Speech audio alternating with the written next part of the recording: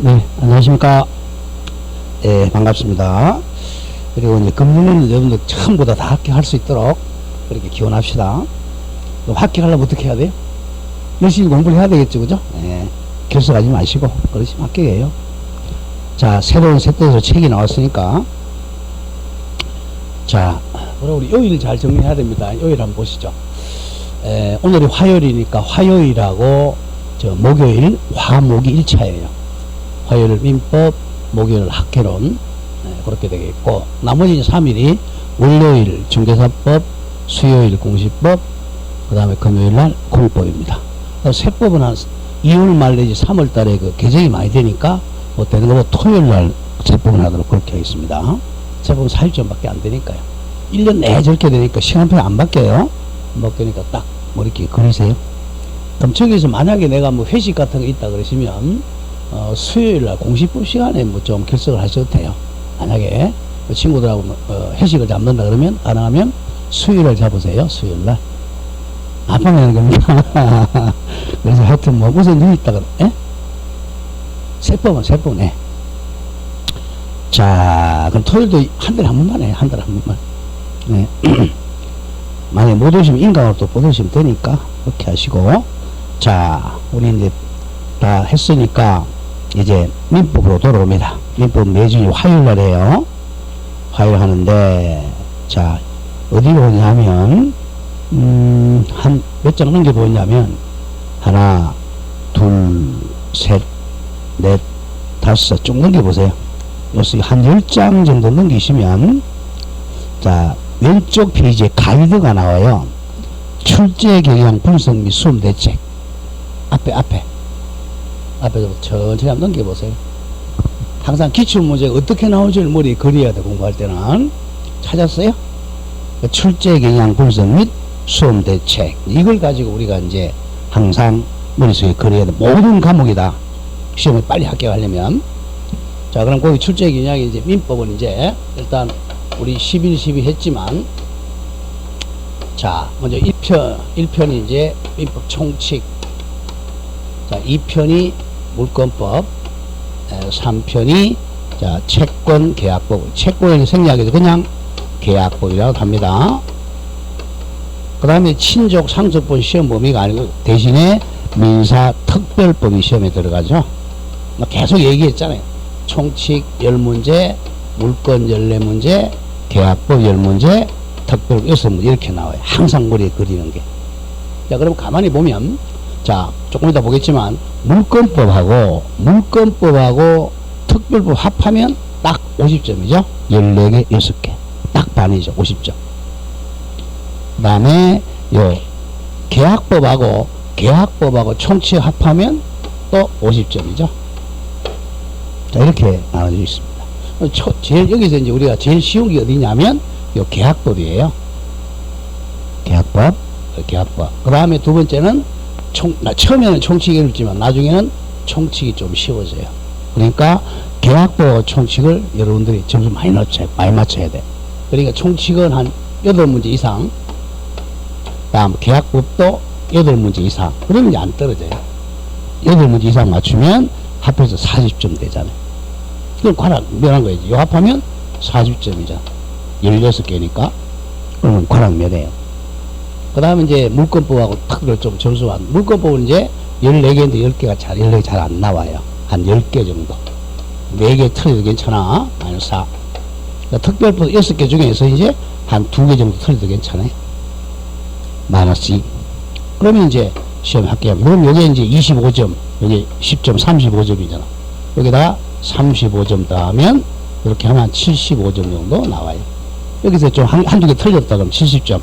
한두 개 맞췄다 그러면 한 80점까지 나옵니다. 항상 이제 조심할 게 계약법하고 총칙이 좀 쉽다는 걸 머리에 그려야 돼요. 법은 쉽지는 않지만 이 중에서 4개 중에 찾는다면 그렇게 얘기한다는 거예요. 그럼 이제 출제 경향을 한번 보죠.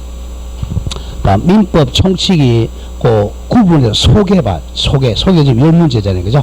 30회 10, 31회 32, 33, 34가 10문제입니다. 전부 10문제씩이죠. 그죠?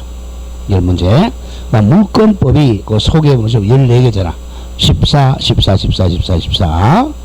그 다음 계약법도 소개가 거의 11, 10, 10 전부 1문제입니다.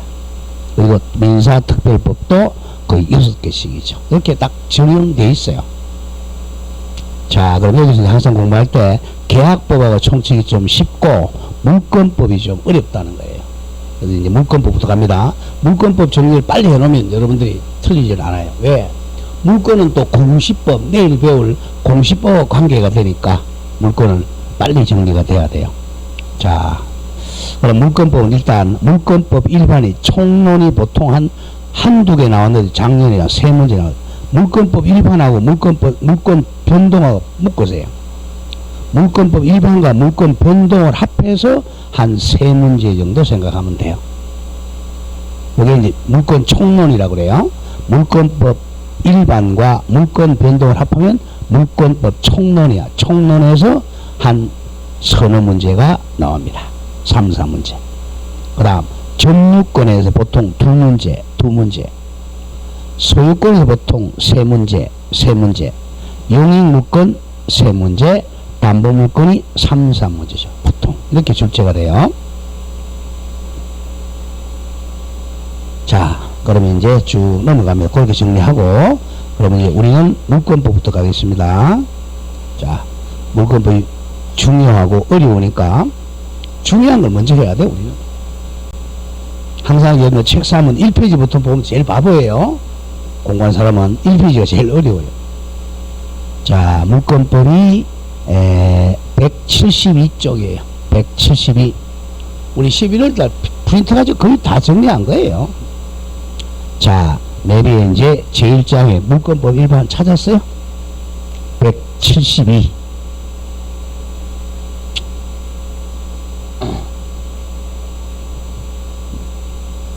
자, 그럼 우리가 권리를 우리가 재산권이라 그래요. 자, 재산에 관한 권리는 이익이라 그랬죠. 자, 재산 가지고 이익을 얻는 걸 크게 이제 두 개로 나눈단 말이야. 자, 물권하고 채권. 자, 물권은 물건을 지배하는 권리라 그랬죠. 객체가 물건이야, 물건. 자, 물건은 결국 부동산하고 동산이잖아. 부동산하고 동산을 직접 지배하는 권리입니다. 지배권. 이게 독점적 지배권이죠. 지배권. 그 다음 채권은 조심해야 돼. 채권은 객체가 물건이 아니고 사람, 채무자에게 청구하는 권리야. 정확하게는 객체가 사람의 행위, 채무자의 행위가 객체입니다. 채무자 행위. 이걸 우리가 급부라 그랬죠? 급부를 청구하는 청구권입니다. 청구권. 채권은 채무자에게 청구하는 권리고, 물권은 사람이 아니라 물건에 대한 직접 지배하는 권리야. 쉽게 해서 이건 직접이죠. 직접적 권리고, 이거는 이제 간접적 권리가 되는 거예요, 사실. 간접적으로 사람한테 청구하는 거죠. 우리 대표적인 내가 이제 물건을 뭐 배웠죠, 대표이네? 자, 소유권. 자, 소유권은 남한테 뭐 달라고 하는 게 아니죠. 소유권 내가 직접 이 나의 소유물에, 이 물건에 사용, 세 가지 지배하죠. 사용권, 수익권, 처분권. 이걸 지배하죠. 내가 직접 우리 집을 사용하는 권리, 수익하는 권리, 처분하는 권리. 이게 이제 물권이란 말이야. 사람한테 뭐, 요구할 필요가 없어. 자기 직접 지배하는 권리야. 채권은 다른 사람에게, 채무자에게 일정을 청구하는 권리죠. 자, 대표적인 우리가 자, 매매 계약하면, 자, 매수인에게 소유권 이전 청구권이 발생한, 이게 이제 채권이라고 그랬죠. 소유권 이전 청구권. 항상 이걸 머리에 그립니다. 물권의 대표는 소유권, 채권의 대표는 소유권 이전 청구권입니다. 자, 그러면 이제 우리가 채권을 원인이라고 그러죠. 원인. 자, 원인. 그 인자죠. 인. 그 다음에 물권은 이행해준 결과입니다. 결과. 원인과 결과. 그래서 인과관계가 있다. 그래. 인과관계. 자, 요걸 머리 항상 그리면서 보죠. 자, 우리는 항상 왜 우리가 말을 하느냐? 결국은 소유권 취득하려고 말하는 거예요. 자, 대표 예를 한번 보죠. 갑이 이 물건의 현재 소유자입니다. 소유자 또는 소유권자. 그럼 이 물건을 직접 사용, 수익, 처분할 수 있는 권리죠. 근데 을이 이 물건의 소유권을 취득하려면 법치국가에서 뭐 도둑질하면 안 되잖아요. 그러니까 이제 자, 갑한테 사야 된단 말이에요. 즉 채권 계약을 체결해야 돼. 자, 이 집을 나한테 팔아라라고 해서 매매 계약이 체결됐어요. 이게 이제 채권 행위잖아. 채권 행위, 채권 계약. 자, 1월 1일 날 했다. 그럼 만약에 2월 1일 날 우리가 이행하기로 이행기를 정했어요. 이행기 같은 말 변제기죠.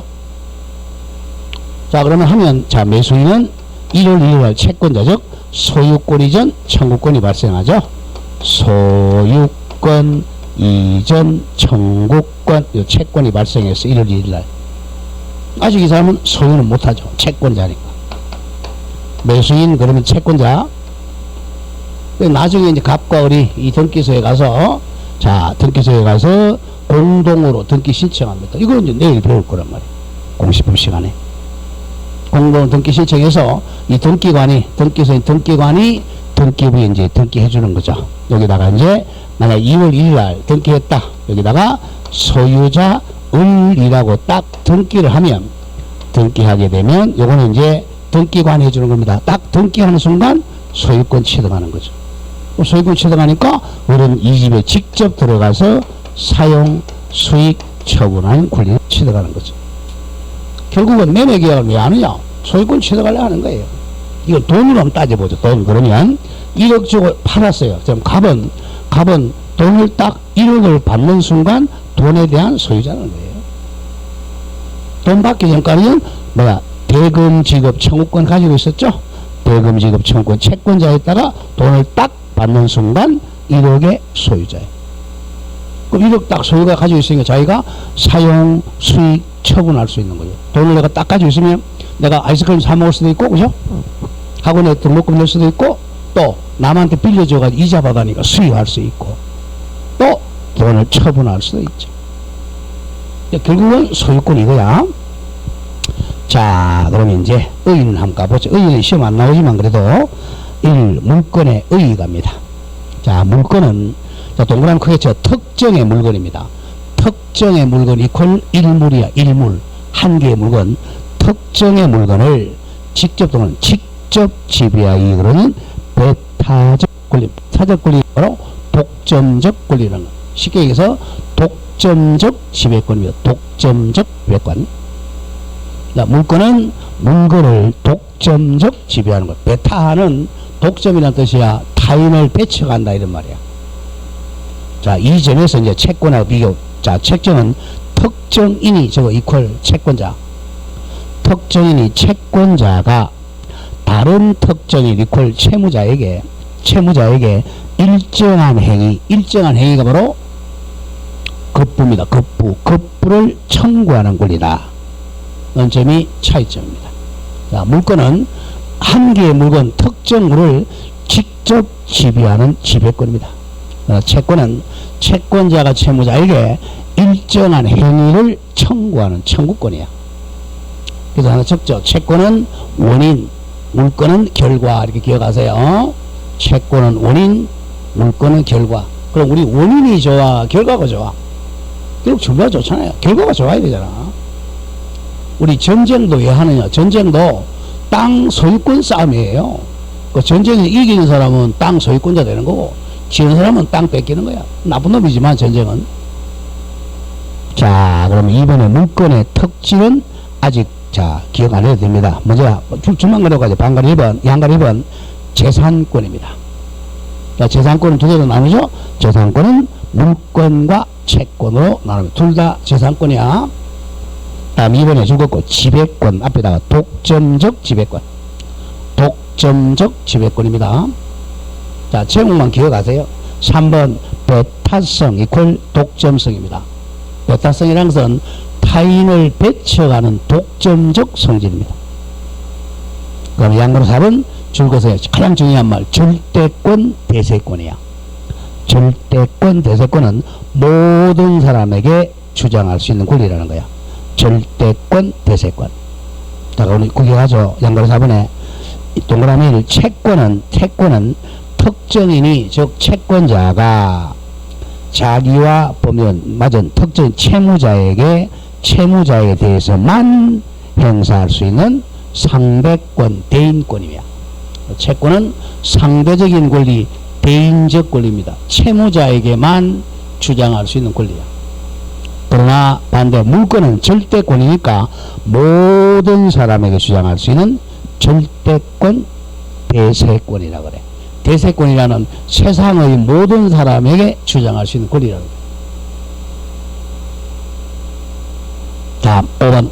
둘 다 양도성이 있는데 물권은 양도성이 엄청나게 강해요. 양도 팔아먹는 게 양도죠. 자, 물권이 훨씬 양도성이 강해요. 채권은 양도성이 좀 약합니다. 두 번째 줄 기억하죠. 예컨대 이거 예컨대 채권인 임차권이죠. 임차권 채권이죠. 용익 채권이야.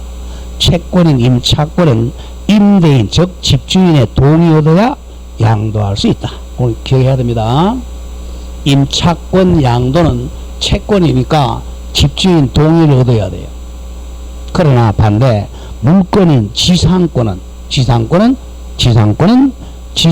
설정자 즉 땅 주인의 의사에 반해서도 양도할 수 있습니다. 굉장히 차이죠. 임차권은 임대인의 동의를 얻어야 팔아먹을 수 있어요. 지상권은 땅 주인의 성락이 없어도 양도할 수 있습니다. 주인이 양도를 못하게 하더라도 양도할 수 있어요. 그만큼 물권은 양도성이 강해요. 왜? 소유권 속에 뭐가 포함되어 있어? 사용권, 수익권, 처분권이 있었잖아. 양도의 자유죠. 그 다음에 양가로 3번이 중요합니다. 관념적 권리. 관념이란 머릿속에 있는 권리라는 거예요. 눈에 안 보인다는 거예요. 자, 여기서 제외. 점유권 빼고. 점유권은 눈에 보이잖아요. 자, 줄여서 해야 돼. 점유권을 제외, 동그라미. 점유권을 제외한 물권, 즉 본권입니다. 본권. 제외한 본권은 현실적 지배 권리가 아니라 지배할 수 있는 가능성이 있는 관념적 권리, 머릿속에 있는 권리라는 겁니다. 자, 우리 배워보죠. 굉장히 중요해요. 항상 이 법은요, 첫 시간이 굉장히 어려워요. 자, 우리가 물건을 숙제에 외우라 그랬잖아요. 자, 물건을 이렇게 나눠줘 보세요. 점유권. 이 점유권, 이거는 사실상 지배권이잖아요. 사실상 지배권. 이건 눈에 보이잖아. 눈에 보이니까 이건 현실적 권리야. 눈에 보이는 현실적 권리죠. 눈에 보이잖아. 자, 내가 이렇게 분필 딱 점유하고 있잖아. 눈에 보이잖아, 점유권. 여러분들 현재 뭐 점유하고 있어요? 에? 볼펜 점유하고 있잖아. 책 점유하고 있잖아. 눈에 보이잖아. 요거는, 자, 요거는 관념권이 아니야. 그러나 반대말, 본권. 본권은 우리 소유권과 제한물권 이렇게 나눴잖아요. 자, 본권은 이건 정당하게 지배할 수 있는 권리. 이건 정확하게는 정당하게 지배할 수 있는 정당한 지배권이, 정확하게는 정당한 지배 가능성 있는 거예요. 가능성 있는 권리라는 거예요. 현실적으로 지배하는 건 아니죠. 사용할 수 있는 권리, 수익할 수 있는 권리. 그래서 이건 관념적 권리라는 거예요. 눈에 안 보인다는 거야. 관념적 권리. 그 지배 가능한 권리라는 거예요. 지배 가능한 권리. 현재 여러분들이, 자, 우리 집에 있는 텔레비 내가 소유자잖아. 내가 지금 손에 가지고 있는 건 아니잖아. 내가 수업 마치고 집에 가야 텔레비를 볼 수 있단 말이에요. 관념적 권리입니다. 그건 기억해야 돼요. 점유권은 현실적 권리지만 나머지 본권은 현재 지배하는 게 아니라 지배할 수 있는 머릿속에 있는 권리, 관념적 권리입니다. 자, 여기서 가장 중요한 4번 절대권, 대세권을 기억해야 돼. 물권은 뭐다? 절대권, 대세권이야. 모든 사람에게 주장할 수 있는 권리입니다. 근데 채권은 뭐야? 대인권, 상대권이야. 채권은 채무자에게만 주장할 수 있는 권리입니다. 채권은 대항력이 없단 말이에요. 오늘 채권부 시간에 배울 거고, 자, 3번에 물건의 객체 주의에 표시하세요. 자, 물건의 객체는 굉장히 중요합니다. 일단 물건의 객체, 물건이야. 물건, 원칙은. 자, 첫 번째 줄 보세요. 물건의 객체는 동그라미 원칙적으로 물건이다. 잘라주세요. 물건의 객체는 원칙은 물건입니다. 물건이니까 가로 열고 뭐 더하기 뭐죠? 부동산 또는 동산입니다. 물건의 객체는 부동산이야, 동산이야. 물건이 아직 귀에 잘 안 넣으면 물건은 소유권을 받고 읽어요. 물건이 대표 소유권이니까 우리가 한 3월달까지는 물건이란 말이 나오면 소유권을 받고 읽어. 그럼 쉬워요. 근데 소유권의 객체는 물건이잖아. 부동산하고 동산이야. 권리는 소유권의 객체가 될 수 없어. 그러나 예외입니다. 동그라미. 예외적으로 권리도 물건의 객체가 될 수가 있습니다. 예외적으로에다가 두 개 적어. 이건 기억해야 됩니다. 항상 이제 법은 예외는 암기를 해야 돼요. 자, 예외적으로 권리도 객체가 될 수 있는 거. 권리가 객체가 될 수 있는 거 우리 다 배웠어요. 자, 뭐죠? 권리도 객체가 될 수 있는 게 저당권하고 질권입니다. 저당권. 그러니까 저당권도 권리 저당권, 질권도 권리 질권이 있을 수 있어요. 뒤에 적고, 저당권은 자, 객체가 우리가 저당권은 객체 일단 부동산이죠. 부동산 물건하고 권리 두 개 뭐죠? 지상권하고 전세권. 우리 배웠습니다. 이거 배웠지만 아직 못 배웠을 거예요. 저당권은 객체가 뭐야? 부동산하고 권리 두 개 무슨 권? 지상권, 전세권입니다. 여기 출제할 때 이제 지역권을 출제를 가끔 했어요. 지역권은 저당권의 객체가 아닙니다. 자, 그래서 이제 내가 돈을 빌리러 가면서 저당권의 객체는 부동산에다가 저당권 설정하거나 지상권이나 전세권에는 저당권 설정이 가능해요. 지역권 안 돼. 거기 한번 출제됐고요. 다음 두 번째. 자, 질권은 자, 동산에 동산하고 권리입니다. 동산하고 권리. 그래서 우리 질권은 우리 시험 범위에 제외된 거야. 왜? 부동산이 객체가 아니니까. 질권은 동산과 권리입니다. 자, 우리가 이제 권리를 질권 설정하는 게 우리 자, 예금 은행에 가서 그죠? 예금 채권을 제피고 돈 빌린다. 또는 자, 보험회사에 가서 해약 환급금 권리 제피고 돈 빌리는 걸 권리질권이라고. 권리질권. 자, 기억해야 돼요. 저당권하고 질권은 권리가 객체가 될 수 있어. 또 준점유라는 개념이 있어요. 준점유. 준자 시험자는 준점유 또는 권리점유라고 합니다. 권리점유. 객체가 이제 권리라는 거죠. 준점유, 권리점유는 객체가 권리입니다. 준점유 세 가지예요. 자, 권리도 예외적으로 객체가 될 수 있는 거 뭐뭐다? 저당권, 질권, 준점유. 그 정도는 기억해야 돼요. 그러니까 그걸 갖다 밑에 쭉 적어 놓은 거죠. 자, 양거리 물건. 자, 물건은 1번만 현존하고 특정된 물건 이퀄 일물입니다. 일물. 현존 특정물이 돼야 돼요. 왜? 등기할 수 있어야 되니까. 현재 존재하고 특정된 물건 이만 객체가 됩니다. 네, 등기해야 되니까 그런 점을 조심을 해야 돼요. 원칙만 좀 기억합니다. 그 다음 2번에 독립한 물건. 여기 바로 일물이나 독립된 물건. 좀 기억하죠. 2번. 물건의 객체는 하나의 독립된 물건, 한 개의 물건이어야 돼. 일물. 자, 따라서 줄거세요. 물건의 일부나 집합물의 경우는 물건이 성립할 수가 없다. 원칙입니다. 물건의 일부. 예컨대, 자, 보세요. 이 건물이 이제 일물이잖아. 이 건물의 소유권이 한 개가 돼야죠. 나중에 나와요. 일물 일권주의. 근데 건물이 아니, 여기, 건물이, 여기, 자, 이 건물에 유리창. 자, 유리창은 건물의 일부잖아. 요거는 소유권이 될 수가 없죠. 건물의 일부 안 돼요. 또 구성 부분도 안 됩니다. 자, 그래서 자, 따라서 물건의 일부나 또 안 돼요. 또는 집합물에는 원칙적으로 물건 소유권이 성립할 수가 없습니다. 자, 우리 여기 집합물은 여러 개의 물건을 합한 게 집합물이야. 자, 집합물에는 한 개의 소유권이 안 됩니다. 한 개마다 소유권이 돼야 되죠. 자, 우리 이 강의실이 지금 책상이 50개다. 책상 50개니까 소유권이 50개가 돼야 돼요. 의자가 50개다. 그럼 의자에 소유권이 50개가 있어야 돼요. 그걸 통틀어서 소유권 한 개는 안 된다는 거예요. 그러니까 한 개의 물건에 소유권 하나지 여러 개의 물건을 뭐라 그래? 집합물이라 그래. 집합물에 소유권이 성립할 수가 없습니다.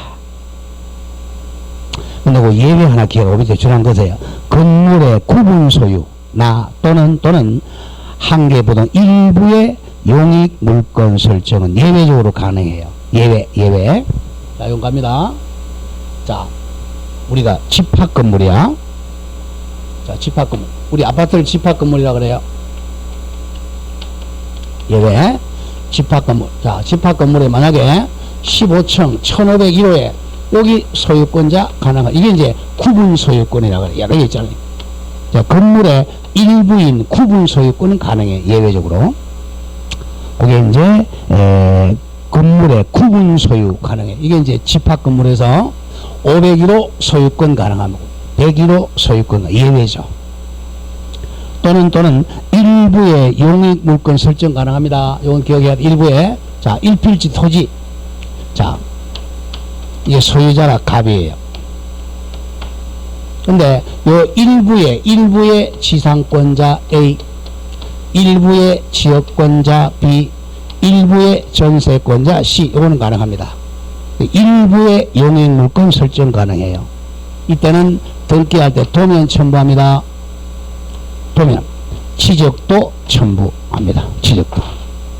자, 그래서 예외적으로 토지 일부에 가능한 게 뭐라고? 용익물건이야. 지상권, 지역권, 전세권. 그래서 이제 우리가 11월 달에 물건의 종류를 먼저 기억한 거예요. 조금 이따 외우겠지만 원 기억하고, 그 다음에 양거래 2번 자, 권리가 객체 아까 했죠? 권리가 객체는 거 재산권이 주고 준점유입니다. 준점유는 권리가 객체고, 그 다음 지상권이나 전세권의 저당권 설정하는 것. 또 하나 아까 했죠? 권리질권. 그처럼 예외적으로 권리도 물건이 성립할 수가 있다. 올해 34회 원래 작년이 나왔던 거예요. 작년. 자, 권리도 물건에 객체가 됐으니 뭐라고? 저당권, 준점유, 권리질권입니다. 자, 그 기출된 게 이제 작년에 오른쪽 보세요. 여기 출제했단 말이야. 물건 이외의 재산권, 권리도 물건의 객체가 예외적으로 될 수가 없다가 아니라 없다가 틀리죠? 있다 예외라는 거죠. 잘 기억해야 돼요. 물건이 아닌 재산권이 권리잖아. 재산권도 물건의 객체가 될 수가 없다가 아니라 있다 예외가 뭐야? 예외가 저당권, 질권, 준점유라는 거죠. 자, 그렇게 출제가 됩니다. 항상 예외는 암기를 해야 돼요. 자, 다음 페이지 가보죠. 그럼 이제 물건 갑니다. 이제 물건은 부동산하고 동산이죠. 자, 그 다음 동산과 부동산 옆에 물건. 교과서 타이틀이 조금 안 좋아요. 항상 첫 시간이 어려워요. 자, 물건은 부동산하고 동산입니다. 자, 우리 부동산이 비싸요? 동산이 비싸요? 부동산이 훨씬 비싸죠. 그래서 물건이 그럼 부동산 이게 원칙이고 동산이 예외예요. 무조건 물건이 그러면 부동산부터 떠올라야 돼. 우리는 어릴 때부터 배웠으니까 물건이 그러면 동산부터 떠오른단 말이야. 그러면 안 돼요. 부동산이 원칙입니다. 그럼 부동산이 의가 나오죠. 그 밑에 물건은 부동산과 동산인데 그 의. 자, 줄보세요. 토지 및 그 정착물이 부동산이다. 잘라주고. 토지 및 그 정착물이 부동산이면 지금 해봅시다. 부동산은 토지 및 그 정착물입니다. 그래 잘라주고 부동산 이외의 물건이 동산이다. 우리 11월달에 첫날 배운 거예요. 자, 부동산은 토지와 그 정착물이죠. 그리고 부동산 이외의 물건이 동산입니다. 자, 그럼 이번 부동산에서 1 토지죠, 그죠? 토지는 이퀄 적어. 토지는 땡땡 1필입니다. 1필지가 한 개의 토지, 1필지에 1필지. 토지는 1필입니다. 1필. 자, 토지는 그 세 번째 줄요. 세 번째. 자, 다음 맨 뒤에 줄보세요. 토지의 개수 세는 단위는 필 또는 필지입니다. 자, 한 개의 땅을 말한다고 1필지, 1필 반드시 기억해야 돼요. 자, 그 정도 기억하고. 그게 이제 내일 우리 배울 겁니다. 자, 토지의 단위는 뭐다? 필입니다. 그러니까 토지는 1필지에 소유권 한 개입니다. 1필지. 그럼 1필지에 적으세요. 1필지는 내게 소재는 독립, 소재, 지번, 지목, 면적. 여기 1필지입니다. 1필지는 토지 대장에 보면 소재, 지번, 지목, 면적입니다. 소재, 지번, 지목, 면적이 1필지.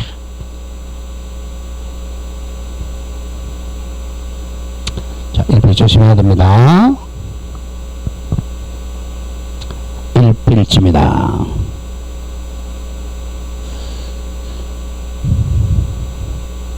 자, 토지는 단위가 1필지고 1필지는 뭐라고? 소재, 지번, 지목, 면적입니다.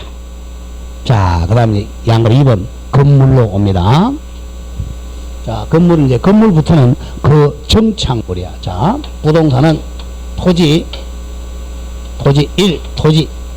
그 다음 두 번째가 자, 토지의 그 정착물이죠. 정착물. 자, 정착물은 딱 고정되어서 부착되어 가지고 쉽게 움직이지 않는 물을 정착물이라 그래. 그 정착물의 대표가 먼저 건물이죠. 건물이 대표적인 정착물로서 부동산입니다. 자, 그럼 건물은 자, 동그라미 1번 줄거세요. 굉장히 중요합니다. 우리 법 제도상 건물은 언제나 항상 토지와는 별개의 부동산, 지금 별개의 부동산, 이게 포인트입니다. 땅하고 건물은 별개의 부동산이야. 소유권이 두 개가 되는 거야. 토지 소유권 하나, 건물 소유권 하나입니다.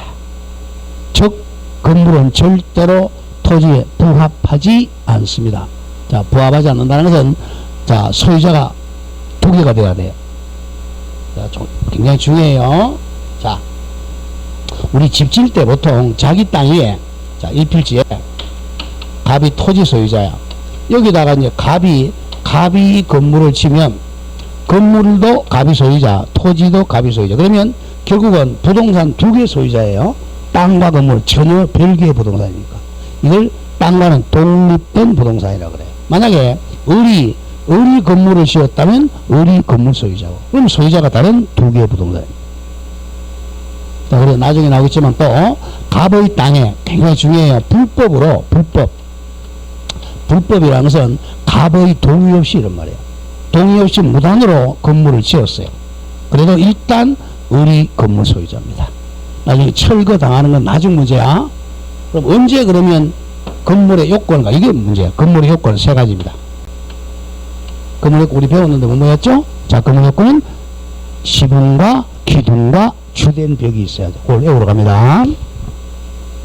자, 2번에 보면 신축 건물이 언제부터 독립된 부동산. 자, 독립된 부동산이라는 것은 토지와 독립된 부동산이라는 거야. 이 되는 사회 통념에 따라 결정되는데, 줄보세요. 판례는 외웁시다.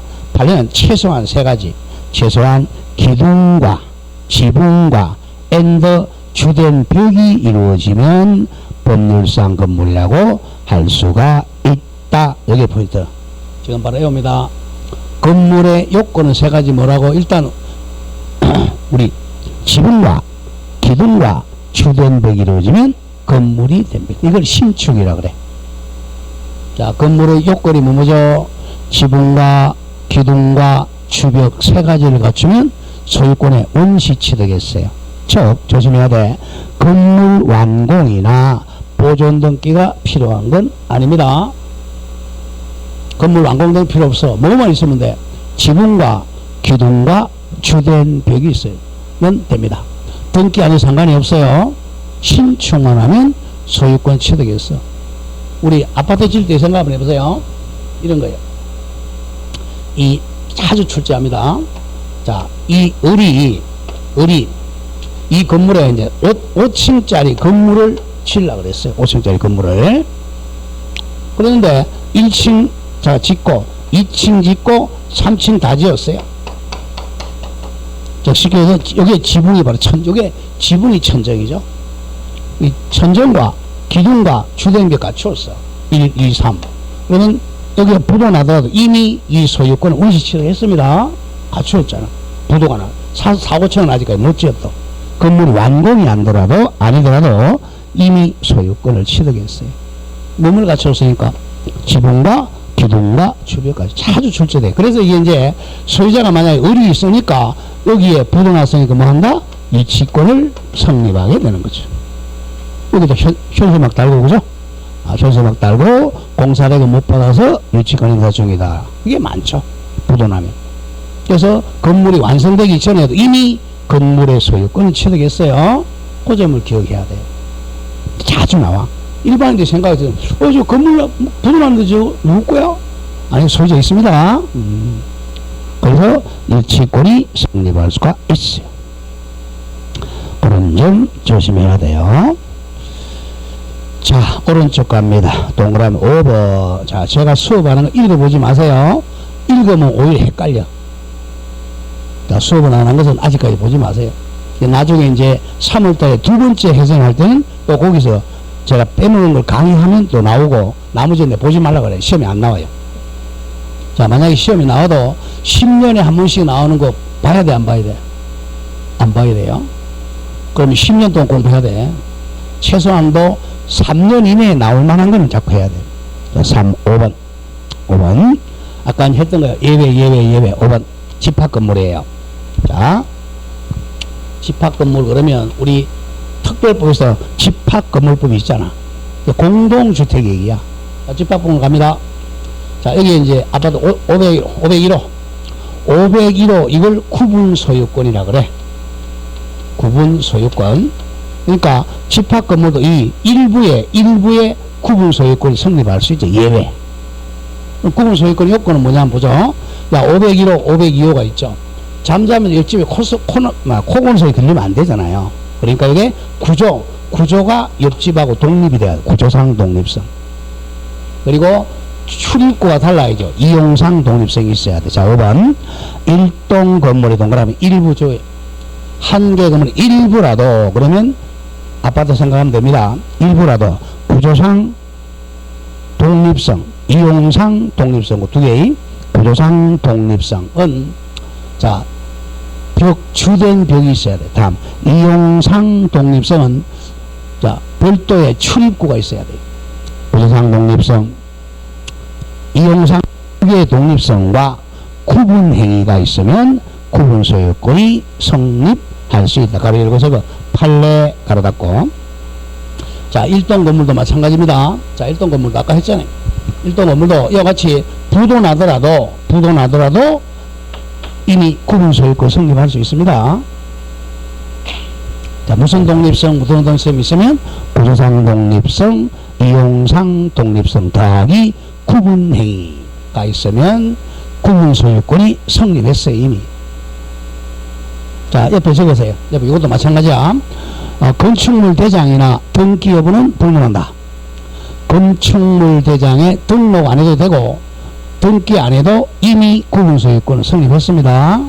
뭐만 갖추면 구조상 독립성, 이용상 독립성과 구분행위가 있으면 등기하지 않아도 대장에 등록 안 해도 구분 소유권이 성립합니다.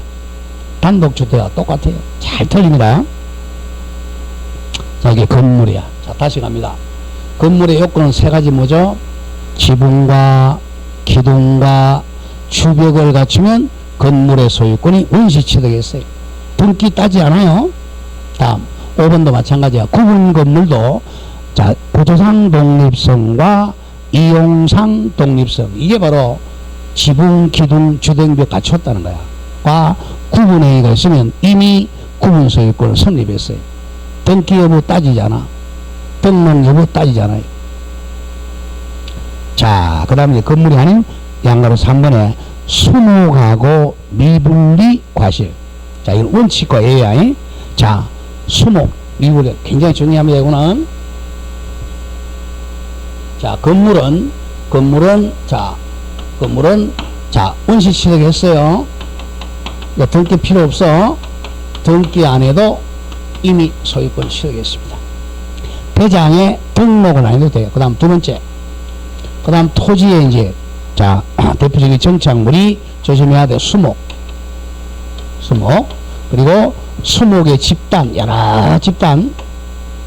다음에, 자, 여기 과수원에서 따지 않은 과일, 미분리 과실이야. 자, 이거는 원칙은 조심해야 돼. 원칙은 토지의 구성 부분이란 말이야. 그러니까 토지 소유자가 이 수목이나 수목이 있다는 미분리 과실 소유자예요. 원칙은 토지의 구성 부분입니다. 자, 원칙 보기 합니다. 1번. 수목이나 나무 한 그루 또는 한 더 적어 수목의 집단. 나무 한 그루나 나무 여러 그루 수목의 집단이나 따지 않은 과실 동그란 크기. 원칙은 토지의 구성 부분이므로 토지와는 별개 독립부동산이 아니다. 기억하고, 원칙은 땅의 구성 부분이니까 독립된 부동산이 아니에요. 땅, 쉽게 해서 토지 소유자가 이 나무 소유자라는 거예요. 원칙은 왜? 토지의 구성 부분이니까. 자, 그런데 2번 예외 물건, 예외. 2번 3번 물건, 2번 3번 예외 갑니다. 자, 예외적으로, 자, 옛날에 우리 관습이야. 자, 갑이, 자, 이 땅은 팔기 싫고, 요건 이제 땅 위에 있는 물건이니까 이걸 지상물이라 그래. 지상물, 땅에 있는 물건. 요 나무 한 그루만 어른한테 팔고 싶다. 또는 여러 그루를 팔고 싶다. 아니면 따지 않은 과일, 사과, 배 이런 걸 팔고 싶다. 땅은 안 팔고. 그랬을 때 의리 살리는 소유권을, 자, 이렇게 의리 소유자라는 걸 알려. 이걸 명인방법이라 그래. 명인방법. 자, 소유권에 조심합니다. 명백하게 인식시키는 방법입니다. 명만 어떻게 할 수 있냐. 여기다가 새끼줄이나 노건을 치고 소유자를 이렇게 이제 군데군데 팻말이나 이런 걸 붙이는 걸 명인방법이라 그래. 그러면 독립된 부동산이 됩니다. 자, 그게 이제 명인방법 밑에 3번부터 먼저 갑니다. 3번부터 또 한 다음, 명인방법을 갖춘 수목 또는 한다고, 또는 명인방법 수목의 집단 또는 미분리 과실도 명인방법 갖췄으니까 독립된 부동산으로 소유권의 객체가 됩니다. 먼저 명인방법부터 기억하세요. 세 개 뭐야? 명인방법을 갖춘 나무 한 그루, 명인방법을 갖춘 나무의 집단 또는 명인방법을 갖춘 미분리 과실, 따지 않은 사과, 배는 독립된 부동산으로 독립된 소유권의 객체가 됩니다. 조심해야 돼. 나무하고 미분리 과실은 원칙은 토지의 구성 부분이야. 독립부동산이 아니야. 근데 뭘 갖추면 명인방법을 갖췄을 때만 독립된 부동산으로 독립된 소유권의 객체가 됩니다. 여기까지.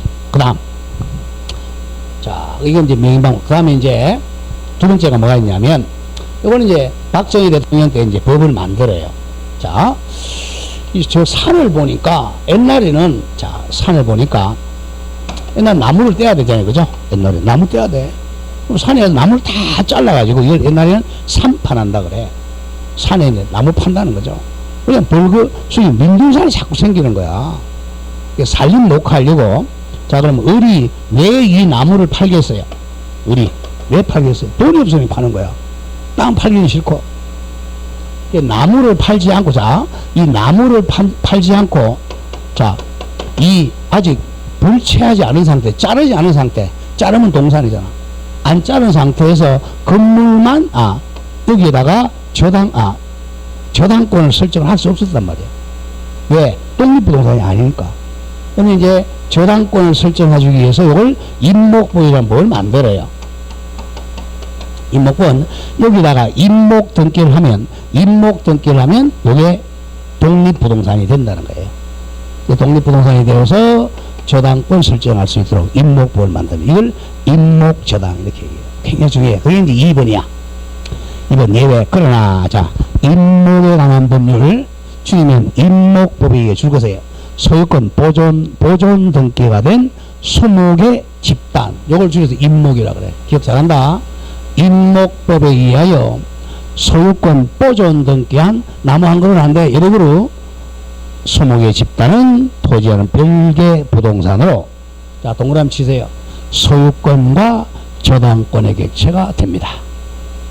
자, 그러면 임목 등기하고 명인 방법의 차이가 뭐예요? 명인 방법은 소유권만 공시합니다. 임목 등기는 소유권뿐만 아니라 뭐도 한다? 저당권의 객체도 돼요. 그게 포인트야. 옛날에 명인 방법 가지고는, 자, 독립된 소유권은 객체가 되지만 저당권 설정이 안 됐어요. 그래서 임목법을 만든 이유가 임목에 대해서 저당권을 설정할 수 있도록 만든 거예요. 이게 이제 박정희가 임목법 만든 이유예요. 자, 그럼 여기서 실제 어떻게 하느냐? 여기 오늘 학개론, 아마 목요일 날 개론 시간에 또 그대로 나와요. 임목과 명인방법의 차이는 저당권 설정 여부입니다. 임목은 저당권 설정할 수 있지만 명인방법으로는 저당권 설정을 못해요. 반드시 기억해야 됩니다. 자, 그래서 임목저당이라는 게 있단 말이에요. 자, 다시 갑니다. 자, 수목의 집단이나 미분리 가시는 원칙은 토지의 구성 부분이기 때문에 독립부동산이 아니야. 독립부동산을 하려면 뭘 해야 돼? 명인방법을 갖추거나 임목 등기를 해야 돼요.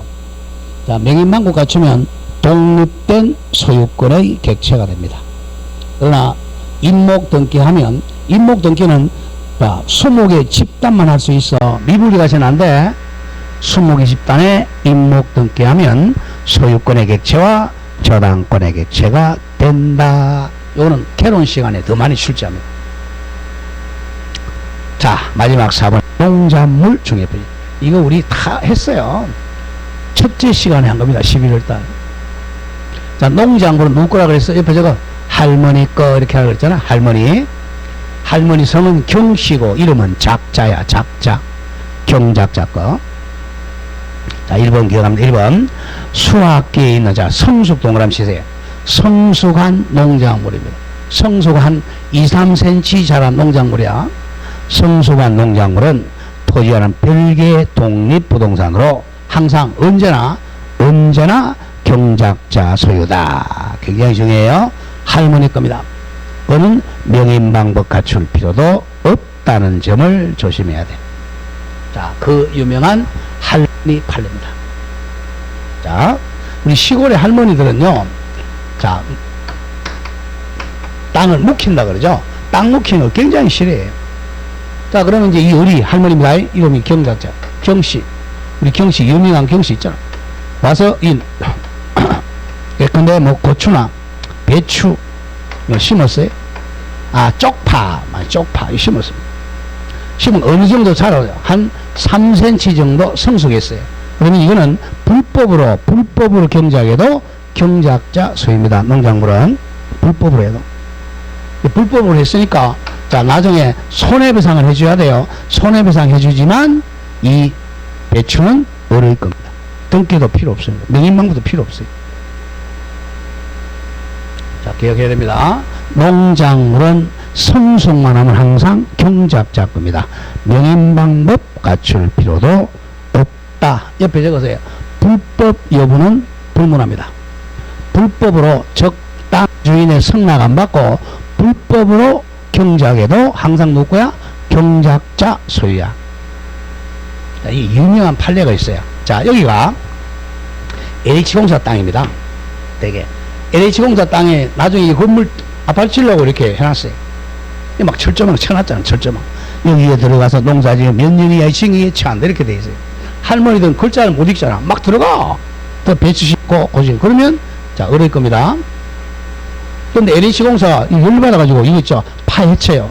절도죄로 감옥에 갑니다.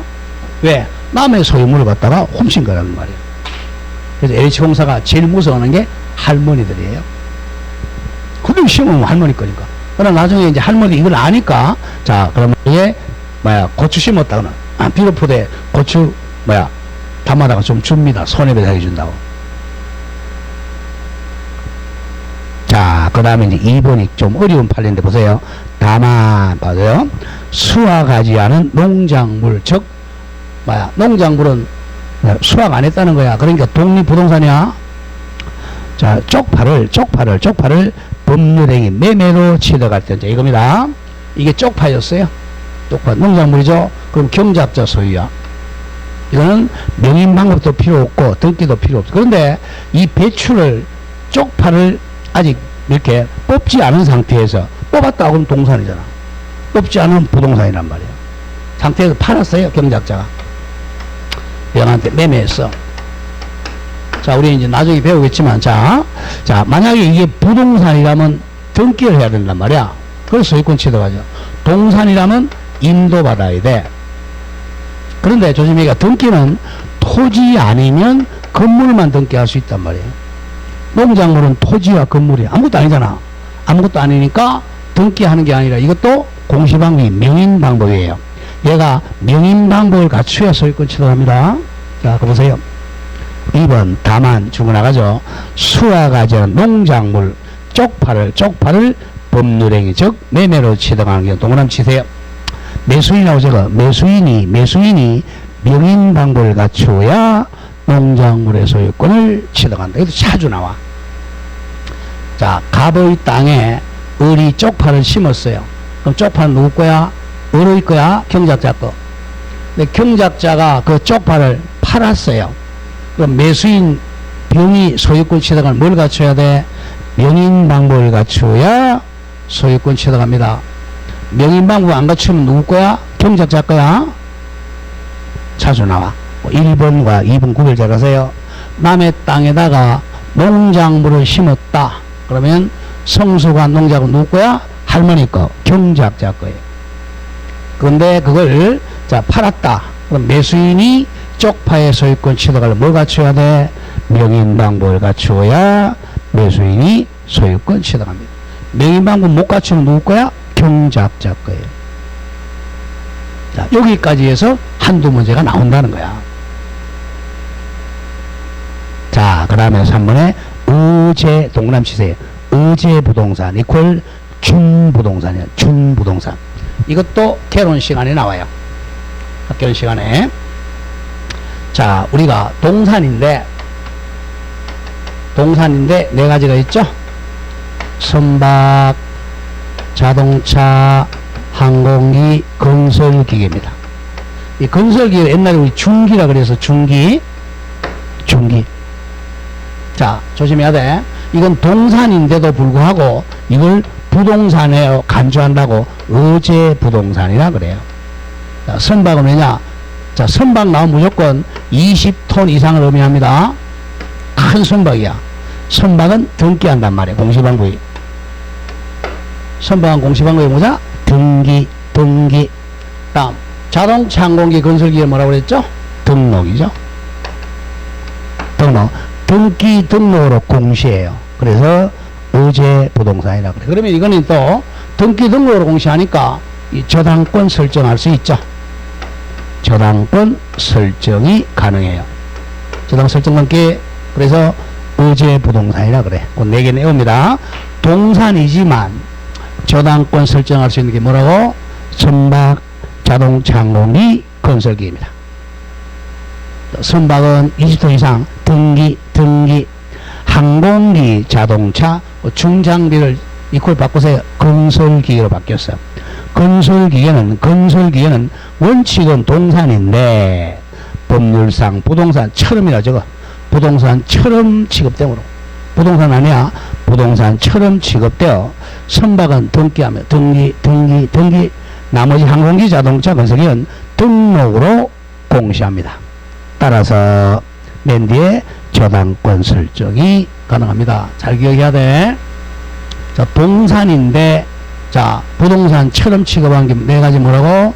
선박, 자동차, 항공기, 건설기계는 저당권 설정이 가능합니다. 그래서 무슨 부동산이라고 그래? 의제 부동산, 준부동산이라고 그래. 부동산처럼 간주한다는 거죠. 자, 이게 첫 시간 참 어려웠어요. 자, 그러면 물건을 지배하는 권리인데, 그 물건은 부동산하고 동산으로 나눠요. 자, 그럼 부동산은 토지 및 그 정착물이야. 근데 아까 선박, 자동차, 항공기, 건설기계는 정착물이 아니잖아요. 이거 동산이야. 동산인데도 이제 우리 인간의 편의를 위해서 예외적으로 저당권 설정할 수 있도록 특별법을 만든 거. 그래서 준부동산, 의제부동산 취급합니다. 선박은 등기, 자동차, 항공기, 건설기는 등록으로 공시합니다. 그래서 저당권 설정이 가능해요. 우리 이제 우리 자동차도 마찬가지잖아요. 그죠? 우리 할부로 자동차 뽑는다 그러잖아. 할부로 뽑으면 자, 내가 우리 민법에 의하면 질권 설정해야 되잖아. 민법, 왜? 동산이니까. 질권 설정을 어떻게 해야 돼? 내가 자동차 뽑으면요, 너 돈 빌려 가면 그거 채권자한테 갖다 줘야 돼, 점유를. 난 자동차 못 타고 다녀. 그럼 현대자동차 자동차 못 파는 거야, 할부로는. 현찰로만 사야 돼. 그럼 현대자동차 망하지. 그래서 특별법으로 이제 자동차 저당권을 만든 거예요. 그래서 이제 저당권 설정하면, 자, 내가 이제 할부로 사더라도 내가 운전하고 다니잖아요. 그리고 어디에서 등록해 놓는다? 자동차 등록공부에 저당권 등기만 해놓으면 돼요. 여러분들 집에 가서 자동차 등록공부 한번 보세요. 내가 할부 납하라 그러면 그건 갑부을부라 그래. 갑부 소유자 나, 을부의 저당권자 현대캐피털 이렇게 돼 있어요. 그게 선박, 자동차, 항공기, 건설기계입니다. 자, 여기까지 한두 문제가 나와요. 자, 그럼 조금 쉬었다가 일물 일권주의 하도록 하죠. 조금 쉬었다 합니다.